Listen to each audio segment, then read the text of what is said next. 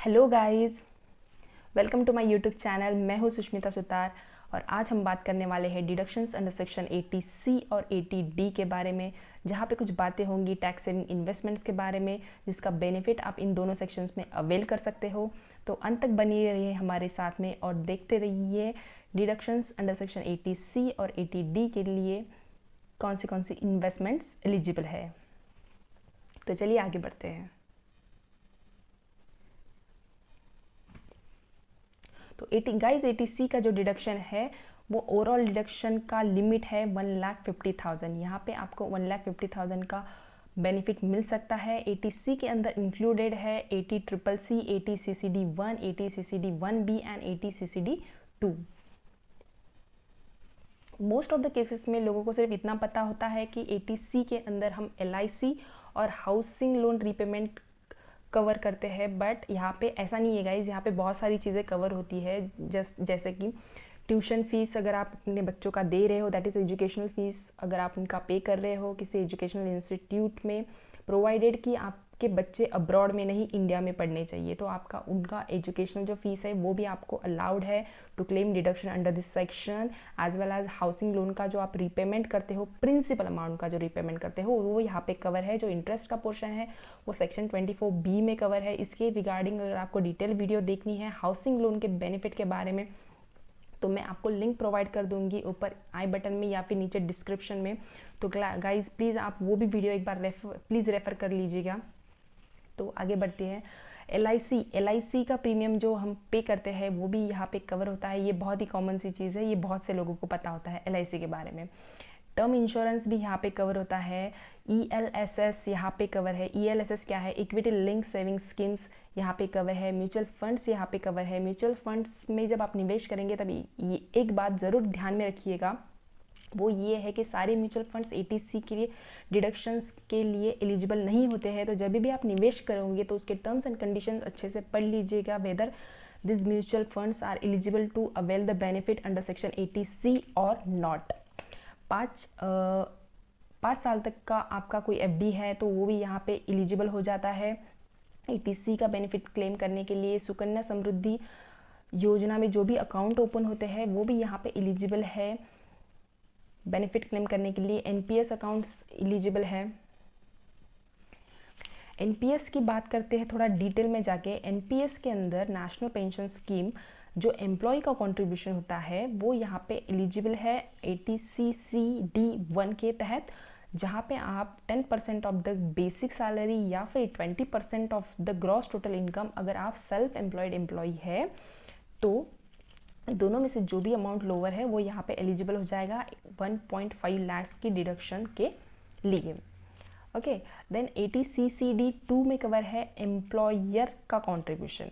Employer का contribution 10% of the basic salary plus DA उतना eligible होता है 1,50,000 की डिडक्शंस में आने के लिए। इसके अलावा अगर आपका 1,50,000 का लिमिट अगर एग्जॉस्ट हो जाता है तो आप NPS अकाउंट खुलवा के एडिशनल 50,000 का बेनिफिट यहाँ पे क्लेम कर सकते हैं। ये बहुत ही रिकमेंडेड इन्वेस्टमेंट है गाइज, बहुत ही सेफ इन्वेस्टमेंट है। तो ये एडिशनल बेनिफिट जो 50,000 का, this is the add on deduction. तो आपको इस 50,000 का एडिशनल डिडक्शन आपको ज़रूर क्लेम करना चाहिए NPS में अकाउंट ओपन करके, अगर आपकी 1,50,000 की लिमिट एग्जॉस्ट हो चुकी है तो। चलिए आगे बढ़ते हैं और देखते हैं कि इन्वेस्टमेंट के ऑप्शंस क्या क्या है 80C के अंदर। और भी EPF account, that is employ provident fund, ये भी यहाँ पे कवर होता है। यहाँ पे देखिए इन्वेस्टमेंट के हिसाब से देखें ना तो यहाँ पे उसका एवरेज इंटरेस्ट जो पर एनम मिलता है वो 8 to 9% मिलता है। इसका लॉकिंग पीरियड रिटायरमेंट तक का होता है। रिस्क फैक्टर बहुत ही कम है। इसके अलावा PPF और VPF आप ओपन कर सकते हो, that is public provident fund and voluntary provident fund. यहाँ पे भी 8 से 9% का आपको रिटर्न मिल जाएगा ईयरली। यहाँ पे भी लॉकिंग पीरियड 15 साल का होता है, बहुत ज़्यादा पीरियड हो जाता है ये। एंड रिस्क फैक्टर यहाँ पे भी लो है। यहाँ पे गवर्नमेंट का पर्पज़ ये है कि ये रिटायरमेंट के बाद आपको फंड्स मिले। सो इन बिटवीन अगर आपको फंड निकालना है तो थोड़ा सा कॉम्प्लिकेटेड है, कुछ 1-2 केसेस में ही आप इसका फंड आप विड्रॉ कर सकते हो इन बिटवीन। ओके, तो सीनियर नेक्स्ट देखते हैं, सीनियर सिटीजन सेविंग स्कीम में आप इन्वेस्ट कर सकते हो। NSC that is a national saving certificates में आप इन्वेस्ट कर सकते हो। पोस्ट ऑफिस डिपॉजिट में आप इन्वेस्ट कर सकते हो। FDs में आप डिपॉजिट कर सकते हो। यहाँ पे आपका इंटरेस्ट थोड़ा सा कम होता है, 7 से 7.5% तक का आपको इंटरेस्ट मिलता है। यहाँ पे लॉक इन पीरियड आपका 5 साल का होता है। यहाँ पे भी रिस्क फैक्टर बहुत ही कम है। टर्म इंश्योरेंस में आप निवेश कर सकते हो, 8 से 9.5% तक का आपको रिटर्न मिलेगा, इंटरेस्ट मिलेगा 5 साल का। यहाँ पे भी लॉक इन पीरियड है। यहाँ पे भी रिस्क फैक्टर बहुत ही कम है गाइस। इंडोमेंट प्लान्स, LIC की जो इंडोमेंट प्लान्स है, यहाँ पे भी आप निवेश कर सकते हो। यहाँ पे रिटर्न काफ़ी कम है, इंटरेस्ट कम मिलता है आपको। यहाँ पे लॉकिंग पीरियड भी 5 साल का है और रिस्क फैक्टर बहुत। यूनिट लिंक इंश्योरेंस प्रीमियम, यहाँ पे रिटर्न आपको ज़्यादा मिलता है, 10 से 12% का आपको रिटर्न मिलता है। यहाँ पे लॉकिंग पीरियड 5 साल का है और यहाँ पे रिस्क फैक्टर जो है मॉडरेट है, बिकॉज यहाँ पे देखिए अगर आप नोटिस करेंगे तो यहाँ पे रिटर्न आपको ज़्यादा मिल रहा है तो रिस्क फैक्टर भी थोड़ा बढ़ जाएगा। ओके, सो यहाँ से लो से थोड़ा मॉडरेट की तरफ हम बढ़ रहे हैं। NPS that is a national pension scheme, यहाँ पे भी आप रिटर्न जो है आपको काफ़ी थोड़ा बड़ा मिल रहा है, 10 से 11% का आपको मिल रहा है। यहाँ पे लॉकिंग पीरियड भी आपका रिटायरमेंट का है। यहाँ पे रिस्क फैक्टर मॉडरेट है। नेक्स्ट बात करते हैं इक्विटी लिंक सेविंग स्कीम के बारे में। यहाँ पे आपका 13 से 14% का आपको इंटरेस्ट मिल जाएगा। यहाँ पे लॉकिंग पीरियड सबसे कम दैट इज़ 3 साल का है, दैट इज़ 3 ईयर्स। यहाँ पे भी रिस्क फैक्टर मॉडरेट है। उसके बाद में बात करते हैं सुकन्या समृद्धि अकाउंट की। वहाँ पे आपको एवरेज इंटरेस्ट मिलेगा 8 से 9% का ईयरली एंड यहाँ पे लॉकिंग पीरियड जो आपका 21 साल का है। ऑप्शनल केसेस में अगर फॉर एग्जांपल उसके एजुकेशन के लिए 18 साल के बाद आप कुछ पार्शियल अमाउंट यहाँ पे विड्रॉ कर सकते हो, पूरी अमाउंट विड्रॉ नहीं कर सकते 21 साल के पहले। एंड यहाँ पे भी रिस्क फैक्टर बहुत ही कम है गाइस। तो ये हो गई कुछ बातें 80C के बारे में। तो चलिए अभी बात करते हैं सेक्शन 80D के बारे में। 80D में हम बात करने वाले हैं guys medical and health insurance के बारे में। मेडिकल और हेल्थ इंश्योरेंस आप ले सकते हो आपके खुद का, स्पाउस का और डिपेंडेंट चिल्ड्रन का। अगर आपकी एज 60 साल से कम है तो आपको 25,000 की लिमिट अवेल यहाँ पे कर सकते हो मेडिकल और हेल्थ इंश्योरेंस ली के। और अगर आपकी एज 60 साल से ज़्यादा है तो आप 50,000 तक का भी निवेश कर सकते हो मेडिकल और हेल्थ इंश्योरेंस में और उसका बेनिफिट आप यहाँ पे क्लेम कर सकते हो। यहाँ पे आप सिर्फ अपना और स्पाउस और डिपेंडेंट चिल्ड्रन का नहीं तो पेरेंट्स का भी आप इंश्योरेंस ले सकते हो, हेल्थ इंश्योरेंस ले सकते हो। यहाँ पे अगर आपके पेरेंट्स की एज 60 साल से कम है कि वो अगर सीनियर सिटीज़न नहीं है तो यहाँ पे भी सेम लिमिट है 25,000 का। और अगर वो सीनियर सिटीज़न है, 60 साल से ज़्यादा उनका एज है, तो यहाँ पे भी लिमिट हो जाता है 50,000 का।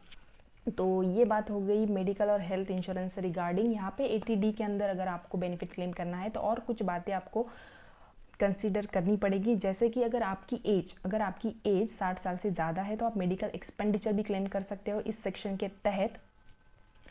मतलब इसका लॉजिक ये है गाइस कि 60 साल के बाद जब आपकी उम्र हो जाती है तो उसके बाद ना इंश्योरेंस कराना थोड़ा सा फिजिबल नहीं हो जाता, बहुत से केसेस में इंश्योरेंस नहीं होता। तो उस केस में आप मेडिकल एक्सपेंडिचर भी क्लेम कर सकते हो। आपको जो यहाँ पे जो आप इंश्योरेंस का अमाउंट पे कर रहे हैं वो आपको बैंकिंग चैनल थ्रू इसका पेमेंट करना है, प्रिवेंटिव बैंकिंग चैनल थ्रू ही पेमेंट करना है। अगर आप कैश में पेमेंट करते हो तो यहाँ पे आपका जो प्रीमियम है वो एलिजिबल नहीं होगा सेक्शन 80D के लिए। प्रिवेंटिव हेल्थ चेकअप के लिए आप 5,000 तक का अमाउंट कैश में स्पेंड कर सकते हो, ये अलाउड है। Up to 5,000 only for the preventive health checkup. ये भी 25,000 की और या फिर 50,000 whatever applicable to you, उसके अंदर ये कवर हो जाता है। अगर आपके बच्चे डिपेंडेंट नहीं है, वर्किंग चिल्ड्रन है, सिबलिंग्स है, ग्रैंड पेरेंट्स है, अदर रिलेटिव्स है तो यहाँ पे वो कवर्ड नहीं है, उनका आप बेनिफिट यहाँ पे क्लेम नहीं कर सकते हो। कंपनीज, बहुत सारी कंपनीज क्या करती है, उनकी एम्प्लॉयज़ का ग्रुप इंश्योरेंस निकालती है, तो वो जो ग्रुप इंश्योरेंस, हेल्थ इंश्योरेंस होते हैं वो भी यहाँ पे कवर नहीं होते हैं। तो दैट्स ऑल गाइज, ये था सेक्शन 80C और 80D। अगर आपको आज की वीडियो अच्छी लगी हो तो please like, share and subscribe करना मत भूलिएगा।